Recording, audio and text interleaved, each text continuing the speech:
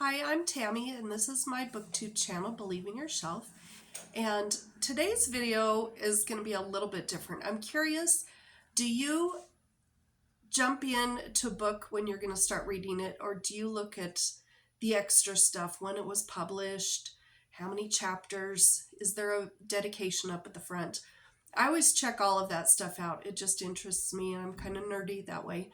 And one thing that I do love are the book dedications. Sometimes they kind of set the tone for the book, or you get a glimpse into the author's life. Do they have a sense of humor? So today I have 5 books that are my books that I'm going to read you the dedications that I found interesting for one reason or another, and I'll tell you a little bit about the books. And then I have 5 more books because after I thought of this idea, I went on the internet and was looking up book dedications, and there are some doozies out there. But I did pick 5 that were interesting to me, and so I'm going to tell you about those too.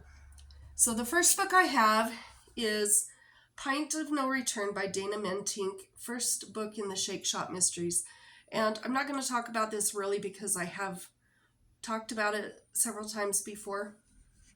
But she says for her dedication, to my grandpa, player of chess, solver of problems, teller of jokes, father of my hero. And I really thought that was clever because she talked about her grandpa, but she also mentions, it doesn't say specifically if, well, it says that he's the father of her hero. So does that mean her hero is her mom or her dad? We don't know, but she does mention one of her parents along with her grandpa, and I thought that was quite interesting. The next book I have here is Death Becomes Her by Nancy Coco, and this is an Oregon honeycomb mystery, and I believe there's only 2 books in the series. I think it got cut off at 2, didn't even quite make it to a trilogy or further series, but you never know. Sorry, my dog thinks he needs to help. If you hear him walking around, that's my dog. Anyway, this follows Wren. She's got a beeswax shop and honey shop, and she sells all sorts of stuff like that. She's out for a walk with her cat, and they find a dead body.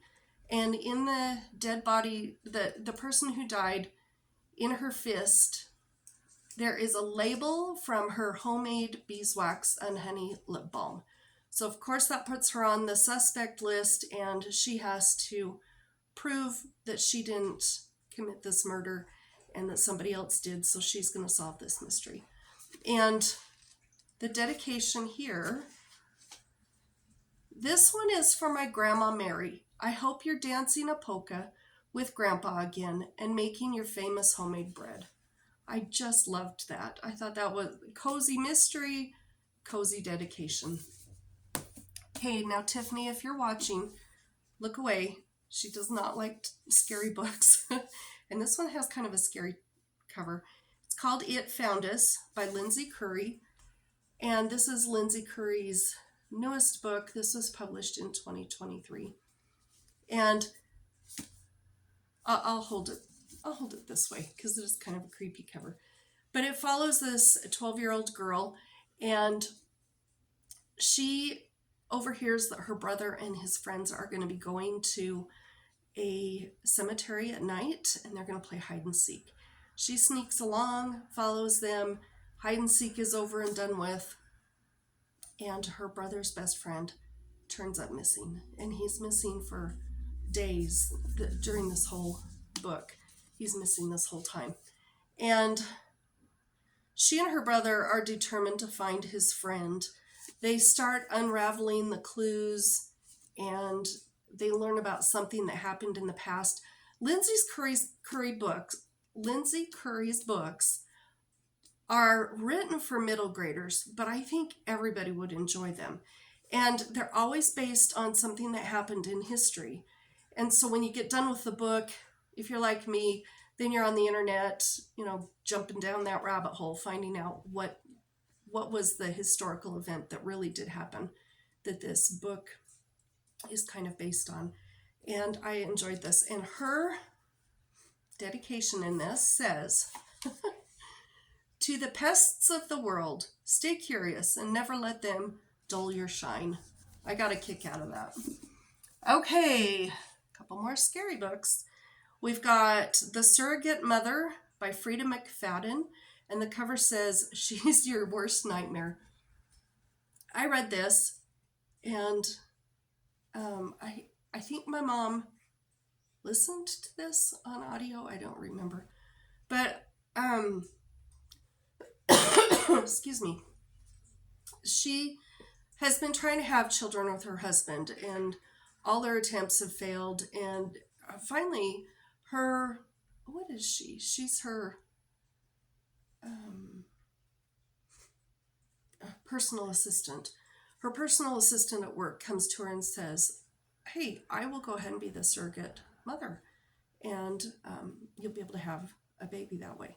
So she takes her up on it, and then she finds out Monica, the surrogate mother, is not who she says she was.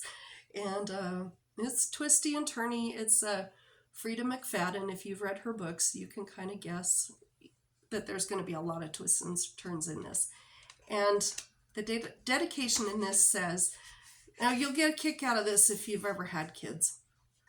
For Melanie and Libby, or Libby and Melanie, because I'm sure one day there will be an argument over the significance of this ordering. I laughed when I read that because I have 4 kids, and if I'd ever have written a book, I wouldn't know how to even order my kids because there would be a fight about it. Okay, and then the last book that I have here of my books, and then I have 5 more. I'm just going to tell you the dedications.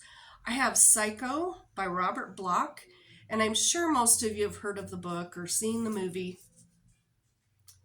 The book was written in 1959. Now, I'm just going to tell you what it says on the back. It says, Robert Bloch's Psycho captivated a nation when it appeared in 1959.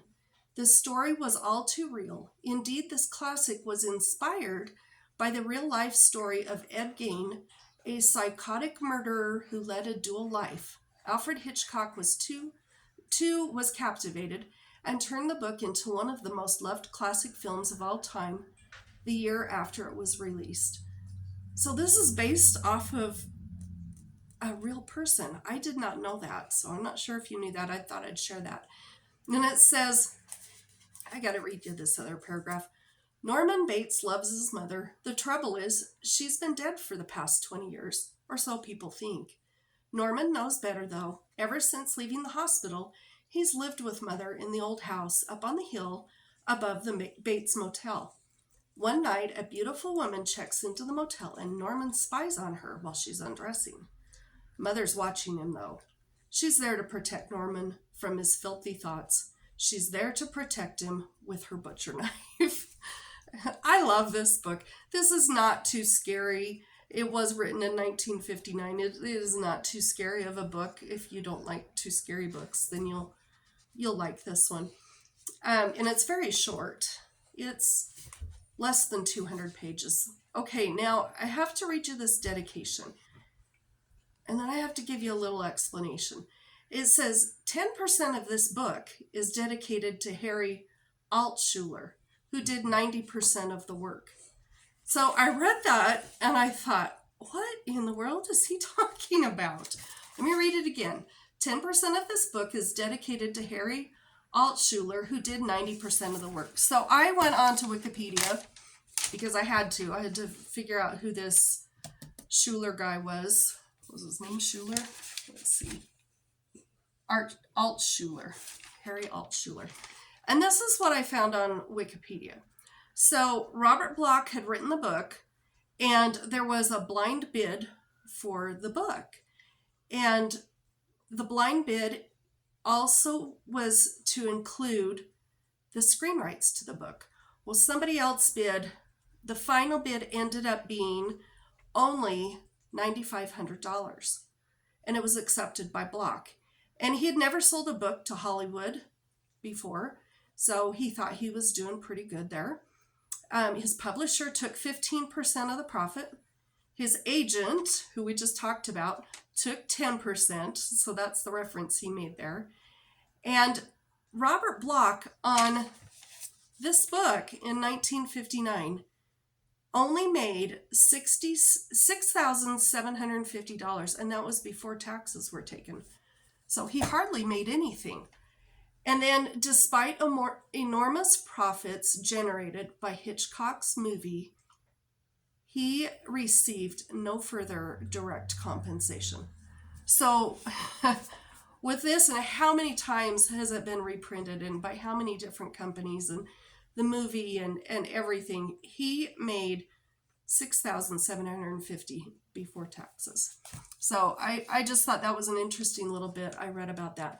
Okay, so I have 5 more books that I thought had pretty neat dedications. I found these on the internet.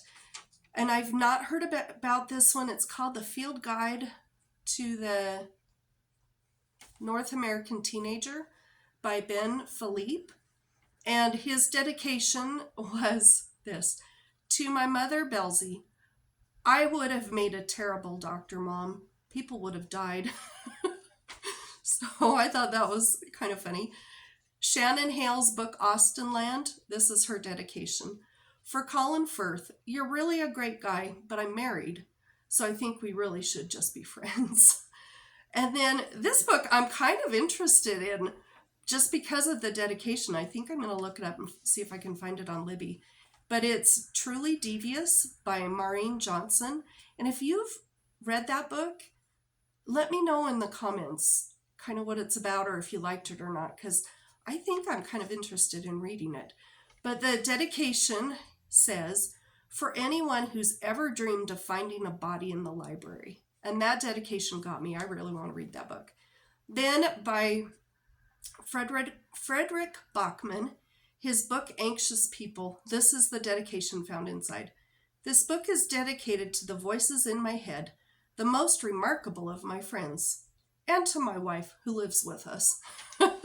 So I thought that was funny. And then, oh my gosh, I have to end it with a book called No Thanks by E. Cummings. Now, this was his poetry collection that he wrote. And his dedication, instead of saying thanks to or dedicated to, it says no thanks to. And then he lists 14 publishing houses who turned down his poetry collection before he ended up self-publishing it. So I think that's hilarious. And all of those publishing companies, I've heard of, I think I had heard of 13 of them. So they were some big name publishing companies. But I hope you enjoyed this. If you have any interesting dedications in books that you've read lately, I'd love it if you'd read those down in the comments so we can all get a chuckle over them.